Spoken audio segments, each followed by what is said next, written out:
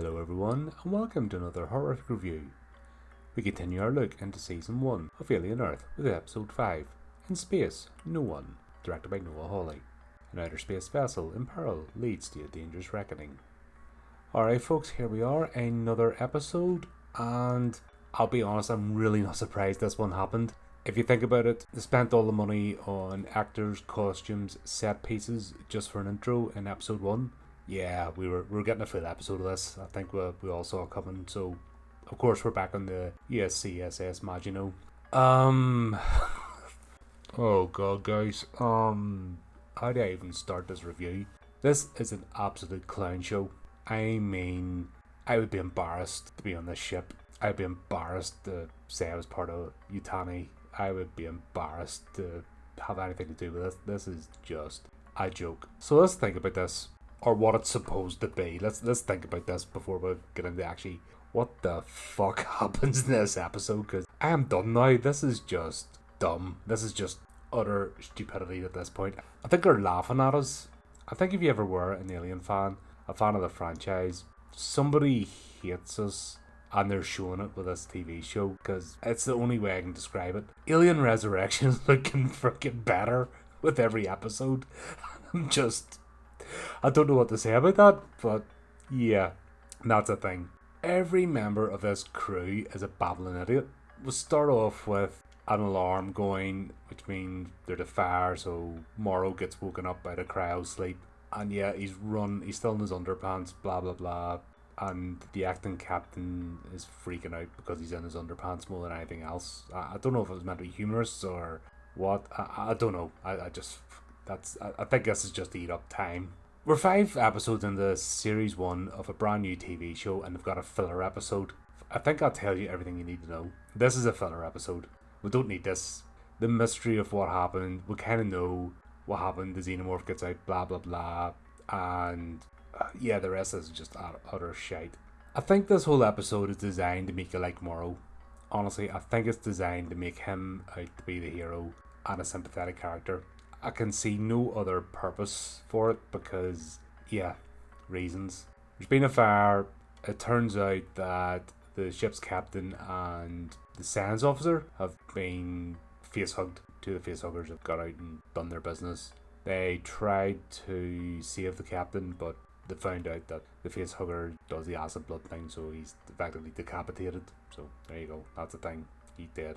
And of course, so the plot can happen, the science officer is still left with the facehugger attached to them because we need to go back to that scene at the start of the movie so the chest burster can come out, blah blah blah. Jesus Christ, this is hard. This was a hard watch.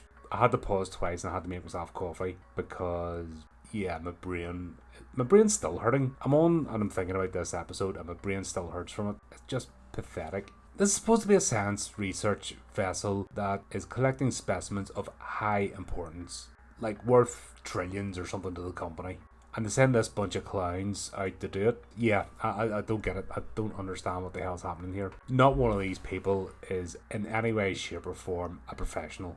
What I think they're doing as well, they're doing member berries, so basically this is a recreation of the original Alien, but they missed the point of the original Alien. Was a bunch of space truckers got redirected because of a specimen.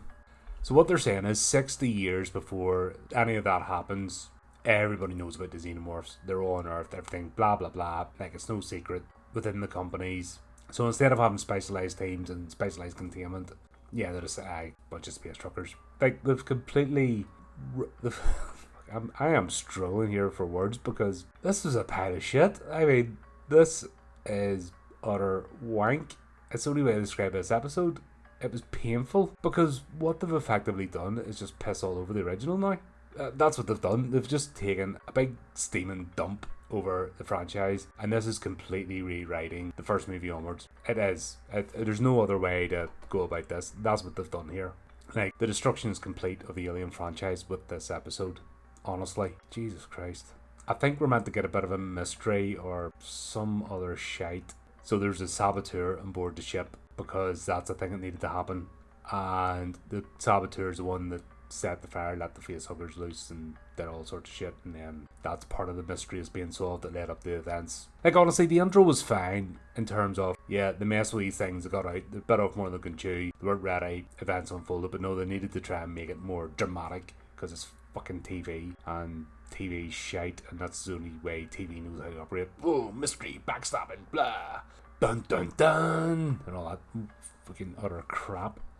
Yeah, so Saboteur, it turns out as well, you can have real-time internet conversations 60 years before the events of Alien, where everything was just data dumped, like it was just data packets. This isn't 2001 Space Odyssey where recorded videos can be sent, and no, this is the Alien franchise, but now we can have fucking Zoom calls in space while still using the retro tech. Fuck off, seriously. Fuck off episode. Fuck off series. Fuck off Noah Hawley. Fuck off everybody. Like, that's my feelings in this. I'm just annoyed. Seriously, I'm offended that I have to watch this now, because I'm now duty bound through the podcast to fucking cover this to the end. And I hate myself for it. You better bloody subscribe. You better get more subscribers, but better hit 1,000 before the birthday stream, because honestly, I need something.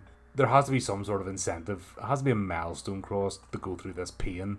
You need to help me, folks. I need something here, because this is breaking me. The most annoying character, and I mean, this is a hard one to say, they're all absolute shit, except they're making their girl boss in Morrow in this. I think that's the best way to describe it. They've decided to girl boss Morrow and make us like him by making everyone else absolutely wank. But the worst character of all in this is Tang. What is the point of that fucking character? The creepy android. And then 60 years before the events of Alien, androids are more convincing and they've got more models than the synthetics. Yeah, not even working Joes. Like, they're basically, you can't tell the difference between an android and a synthetic. Okay, I don't care anymore. I think I'm just going to have to switch my brain off and watch the Shiny Lights for the rest of this series, because, like I said, 5th episode in, we've got a filler episode and it's full of shit. And yeah, so we'll have a scientist who's looking after the species, doesn't have any sort of protocol whatsoever. Cages are unlocked, they feed them, they don't have anything secure way to look at each of the species. Also, she eats her lunch in the lab, because reasons. Oh yeah, we needed a scene with the ticks squirting their tadpoles into the water, and oh my god, that was like, old school slapsticks comedy with the wooden plank, and they keep swinging that way that water bottle was passed about, and she was trying to take a drink and kept getting bumped. Like, oh my god, Laurel and Hardy done that better, and you got more tension in a bloody comedy from the 1940s, honestly. So when was Laurel and Hardy? The 1930s? Sorry, I can't look it up, but you know what I mean. Fucking, they created more tension and drama in their black and white comedy than this utter shite. Oh yeah, and engineers have to be dirty, so you know that they're engineers, so they have to be covered in grease, so you can tell what they do for a living. But everyone else gets to look the same, so you can't tell the difference between the scientist, the doctor, the captain. But yeah, engineers need to have dirty faces, because yeah, that's a thing. This is all about the other species. So species 19 are the blood ticks. They can now open catches and stuff, and they're very intelligent, and the eyeball is about, and of course we'll have to know how the eyeball got out, etc. Not the fact that the ship crashed and broke all the containment. That wasn't enough. No, they had to go into every single fucking escape of the specimens. They tried to perform surgery on the young engineering apprentice, and honestly, there's better backstreet surgeons than these two clampets. It turns out the doctor's a tweaker, so we've got a junkie doctor for reasons for the plot, and yeah, it's just a joke. The whole thing's a joke. And then they absolutely make the xenomorph look like the least threat. Any mystery or tension with the xenomorph or any sort of terror is gone in this episode, because it just looks like a slow moving clown thing. They really didn't read the memo on the first two Alien movies. Alien 3's looking better at this point, and Alien Resurrection's looking like a competent piece of work, honestly. Brad Dourif's character looks like a sane individual and competent compared to these absolute muppets. Yeah, and then, oh fuck, Alien vs. Eyeball. What an absolute joke. Like, we're going to get an Alien vs. Eyeball series after this. They're really building up this eyeball creature, and yeah, that's a thing. So it replays the events, you know, all this tension and blah blah blah, just to replay the events of the crash from different camera angles, and Morrow escaping. The only sensible thing was Morrow did go into Yutani, which he should have done in the first place.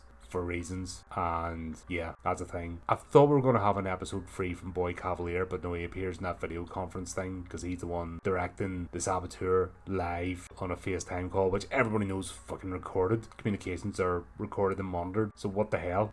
This is fucking stupid. This is easily the worst episode yet. Honestly, this is pathetic. I'm annoyed having to watch this. I think that's it. I'm just annoyed that I had to watch this one. And you could just see it coming a mile off. The member berries, remember this, remember that. Remember you like that thing about the franchise? Well, we're just going to make it dumb. This is Prometheus dumb. This is Covenant dumb. Yeah, there you go.